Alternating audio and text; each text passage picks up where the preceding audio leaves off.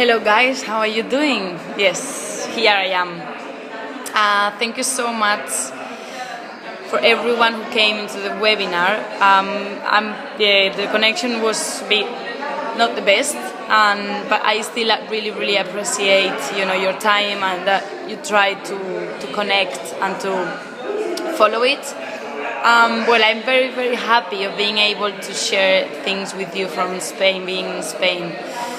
I was really looking forward, so I'm just gonna make this video for you to be able to listen to the full webinar, and also, well, I'm just gonna give you the answers the questions I was gonna tell you, and yeah, comment them a little bit so that you can work at home, because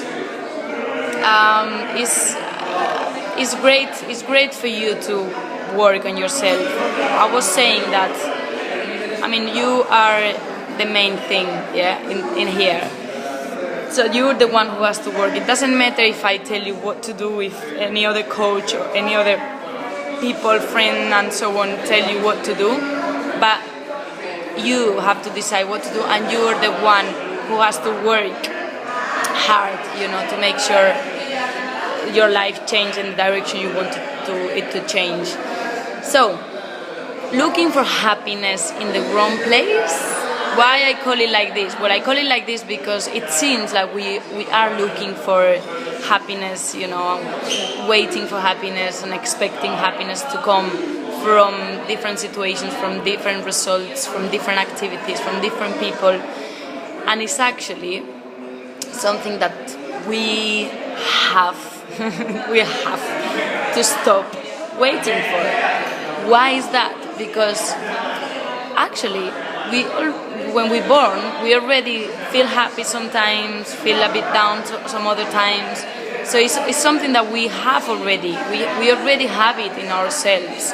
If you actually think about your full life, independently of where you were, how you were, what situation you were at, you have felt happier and sad and a bit more sad sometimes without any reason. So there's always like a cycle going on. There is always ups and downs, independently of the situation you have outside. So what I mean by this is that, it's much more useful to stop looking for it and to actually start understanding ourselves, start respecting and accepting ourselves, and accepting also those changes that we all have. And when I say changes, I mean state changes. So happier, sad, excited, lazy, any states we have. This is all us. This is all beautiful, and we should enjoy it. Okay. So why I say that? Because even being sad it's fine. It's not something, it's not something terrible or horrible. It's just like, if as much as you know yourself, as much as you can control it and control yourself. So if you ever feel sad, if you know how to change that state, or if you know how to decrease that feeling, then that's it. That's all you have to do. But it's not about waiting the whole life for happiness to come. Happiness is here already, okay? Happiness is here. It's just about potentiating, like increasing that feeling, changing that feeling. So, again, by knowing, observing, accepting, and I'm just using my hands, but you can't see them. Knowing, accepting, respecting, and observing ourselves really help. Okay, that is the key, because it's not about people we have around. It's not about things that happen around. It doesn't matter. Yeah, when you're strong inside, when you actually control yourself, that is what is matter. And what is matter is you. Yeah, you are the most important thing you have in your life.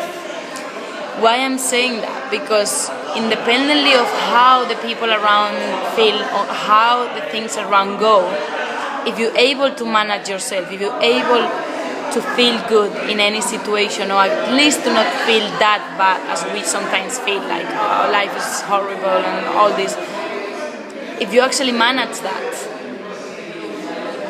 everything around it is gonna be fine. For example, if you have kids, if you have friends, if you have a relationship, if you're not fine with yourself, then anything works well. So even because when I ask you in the webinar, what is the most important thing for you?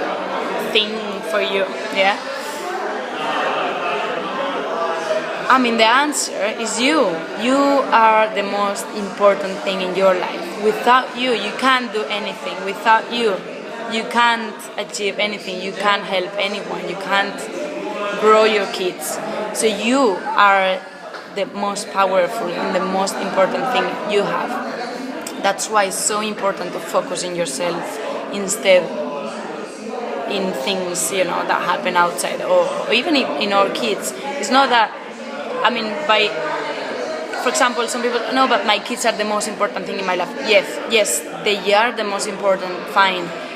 But if you're not fine with yourself, if you're not feeling good, they're not gonna feel good.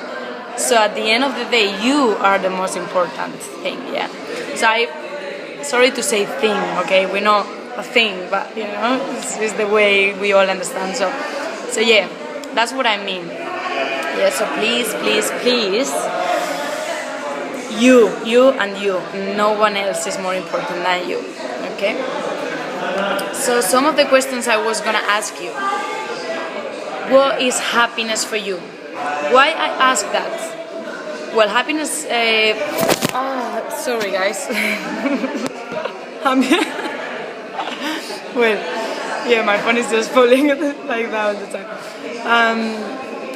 What is happiness for you? Why I'm asking you this? It's not about looking in the dictionary, the definition or anything like that. It's just about understanding yourself again. Because words are just words, labels are just labels, but the meaning is just your meaning. So whatever happiness means for you is very, very important to understand and to analyze, because then in that, when you understand that, then you can, change it or increase it and so on. So what is it for you? And again, writing things down really, really help. I said again because I might have said in the webinar. So writing things down really, really help. Because you see things from another perspective. Suddenly when you write, you also feel things in different way. So write things down to make them more powerful. Another question was, when do you feel happiest? Oh my God. This is to entertain you guys, so it's a bit more. I think now it's not gonna fall again.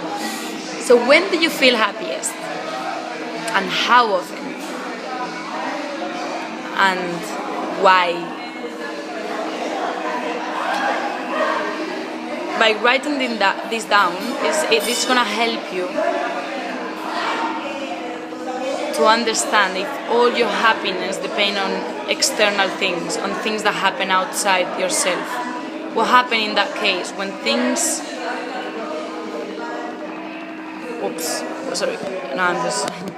when outside things make you happy all the time and there is nothing else that make you happy, in that case it becomes dangerous, because life is not certain. We don't know what is going to happen. There is many things that doesn't depend on us. So if you depend on external things all the time, it can really be dangerous. So please, don't depend on external things. It doesn't mean, that external things are not gonna help us, because they actually do. So that's why we can actually increase those. But I would like you to look for things that are not depending on the outside. So when do you feel happiest? That will help you to understand where your happiness is coming from mainly. Next question. what is are most important for you? I already gave you the answer before, but please, don't think about my answer. Just think of what comes first to your mind.